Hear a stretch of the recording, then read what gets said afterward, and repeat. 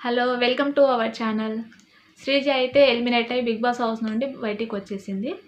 భరణి గారు అయితే హౌస్కి పర్మనెంట్ కంటెస్టెంట్గా అయితే అయ్యారు. అయితే బిగ్ బాస్ భరణి గారికి ఒక టాస్క్ ఇస్తారనమాట, కంటెండర్ టాస్క్. సో 5 మెంబర్స్ని సెలెక్ట్ చేయమని చెప్తారు. అందులో భరణి గారు ఏం చేస్తారంటే తమ టీం నుంచి 5 మెంబర్స్ని తీసుకుంటాడు.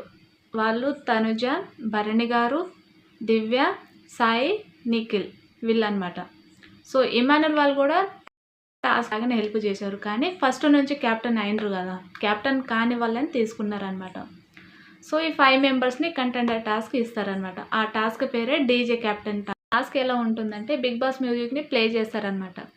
ఏ కంటెస్టెంట్కి అయితే కంటెండర్ అయితే ఇష్టం ఉంటుందో వాళ్ళ కోసం ఆ ప్లాట్ఫామ్ పైన ఎక్కువసేపు నిలబడి డ్యాన్స్ చేస్తూ ఉండాలి. లాస్ట్ వరకు ఎవరి కోసం ఎక్కువ మంది అయితే ఉంటారో ఆ కంటెండర్ క్యాప్టెన్సీ టాస్క్కి విన్ అయినట్టు.